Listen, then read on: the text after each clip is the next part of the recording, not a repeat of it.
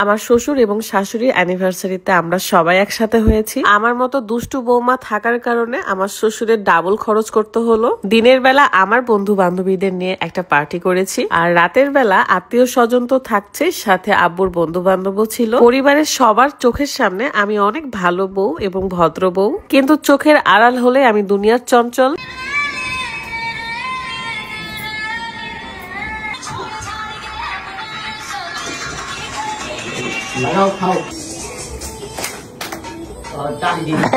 যেহেতু শ্বশুর শাশুড়ির অ্যানিভার্সারি এন্ড আমরা নিজের থেকে এই প্ল্যান গুলো করেছিলাম, অনেক পটায় বুঝে সুঝায় আমরা একটা প্রোগ্রাম অ্যারেঞ্জ করেছি। এমনিতেও আমার শ্বশুর এগুলো একদমই পছন্দ করে না, এই প্রোগ্রাম কিংবা কেক কাটা। শুধু আত্মীয় এবং পরিবারের সবাই বন্ধু বান্ধব নিয়ে একসাথে খেতে চেয়েছিল। মাঝখানে আমরা অনেক বেশি কাজ বাড়াই দিছি আর কি। যাই হোক, বাবুর্চিকেও 2 বার রান্না করতে হয়েছে। আর এমনিতেও রাজশাহীতে এত বেশি গরম, রান্নার কাছে আসতে না আসতে আমার এত গরম লাগতেছিল, আমি তো বোঝাচ্ছিলাম আমি অনেক কাজ করছি গাইস। আজকের ভিডিওটা খুবই সুন্দর এন্ড এটা দেখানোর আগে বলি, ওজন কমানোর জন্য আমি প্রতিদিন সকাল এবং রাত্রে খালি পেটে এই স্লিমিং টিটা খাই। অর্গানিক স্লিমিং টি খেলে আপনি মাসে 5 কেজি ওজন কমাইতে পারবেন। ইউনিক কালেকশন ফেসবুক পেজ থেকে এই চাটা আপনারা পেয়ে যাচ্ছেন। পেজটা ভিডিওর ডেসক্রিপশনে রয়েছে। সবসময় মাথায় রাখবেন, আমার ভিডিওর ডেসক্রিপশনে যে পেজটা মেনশন থাকবে ইউনিক কালেকশনের, সেই পেজটাই হচ্ছে আসল। সো যাদের থাইরয়েড ডায়াবেটিক্স আছে তারাও খেতে পারবে, শুধু প্রেগনেন্ট আপুরা বাদে। বেবি হওয়ার 1 মাস পরে আবার খেতে পারবেন ইনশাল্লাহ। দেরি না করে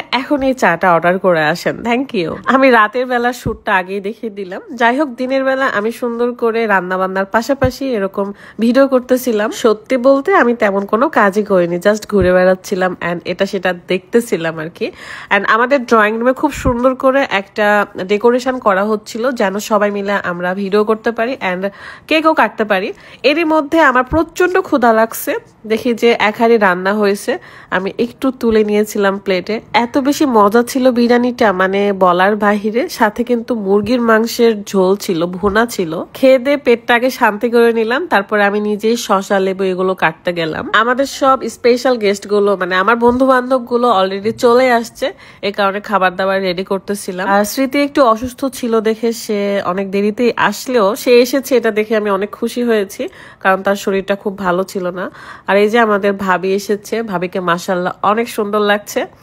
এন্ড আমরা সবাই একসাথে খেতে বসেছি। কিছু দল ড্রয়িং রুমে বসে খেয়েছে, সবার শুট আসলে নিতে পারিনি। এই কেকটা আমার এত ভাল লাগছে মাশাআল্লাহ, মানে তসবি এবং জায়নামাজের একটা ছবি ছিল। এই রীতিগুলো আমার আব্বু একদমই পছন্দ করে না, তারপরও আমাদের জন্য জাস্ট কেকটা কাটছে। দেখে অনেকটা রাগী মনে হলেও মনে মনে অনেক বেশি ভালোবাসে আমাদের। যাই হোক, অনেকদিন পর একসাথে হওয়ার একটা সুযোগ পেয়েছি সবাই মিলে, সো খুবই ভালো লাগছিল। রাতের বেলা আব্বুরা এনজয় করবে, মানে বন্ধুদেরকে নিয়ে আর কি। এন্ড আমরা আলাদা হয়েছি, চোখের আড়াল হয়ে এনজয় করা শুরু করেছি।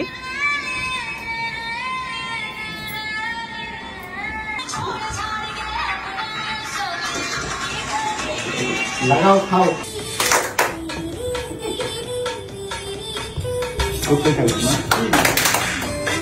এই তো অনেকদিন পর একসাথে হয়ে অনেকক্ষণ আড্ডা দিচ্ছিলাম এন্ড এখন বিদায় নিচ্ছি। সবাই ভালো থাকবেন, আল্লাহ হাফেজ।